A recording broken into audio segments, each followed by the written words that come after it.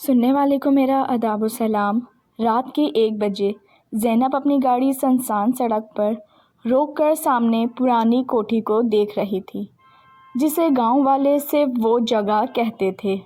10 سال پہلے اسی جگہ اس کے شوہر ریحان کی پراسرار موت ہوئی تھی اور پولیس نے اسے حادثہ کہا تھا، مگر زینب جانتی تھی کہ کچھ اور ہوا تھا۔ جب وہ دروازے کے قریب پہنچی تو دروازہ خاموشی سے کھل گیا اور اندر سے گہری سسکی جیسی سانسیں سنائی دیں، جنہوں نے زینب کے دل کی دھڑکن کو دگنا کر دیا۔ اندر قدم رکھتے ہی دروازے سے سرگوشیاں ٹپکنے لگیں اور نام پکارے جا رہے تھے جو زینب نے کبھی کسی سے نہیں بتائے تھے۔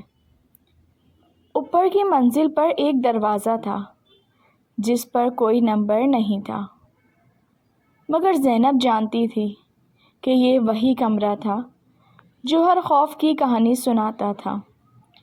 جب وہ اندر گئی تو آئینہ اس کے سامنے تھا اور آئینے میں زینب نہیں بلکہ ریحان کھڑا تھا۔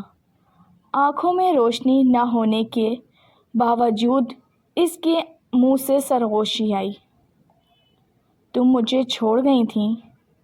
زینب نے وہ لمحہ یاد کیا جب اس نے غلط دعا پڑھی تھی، جس نے ریحان کی زندگی اور کوٹھی کے راز کو بدل دیا تھا۔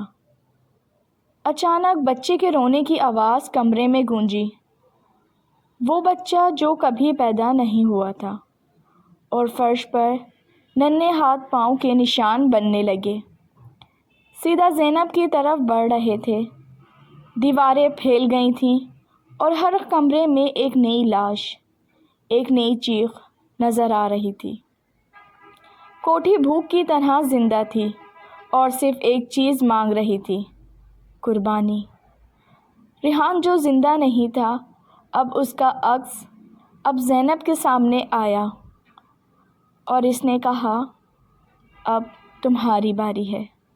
زینب کے پاس 2 راستے تھے، خود رہنے یا کسی کو لانے کا انتخاب۔ جب صبح کی روشنی میں گاؤں کے لوگ وہاں پہنچے تو کوٹھی غائب تھی، صرف خالی امیدیں تھیں۔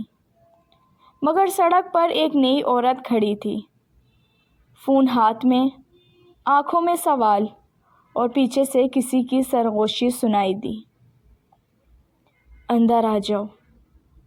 کیونکہ کچھ جگہیں یادیں نہیں رکھتی، وہ لوگ رکھتی ہیں۔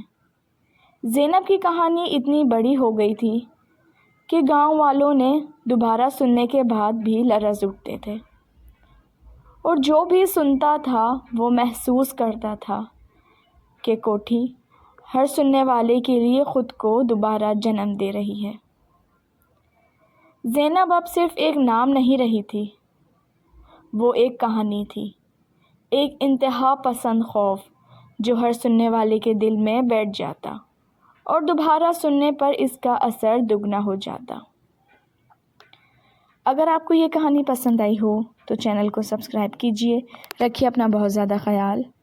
کمنٹس میں ہمیں لازمی بتائیں اگر آپ اس کا اگلا پارٹ سننا چاہتے ہیں۔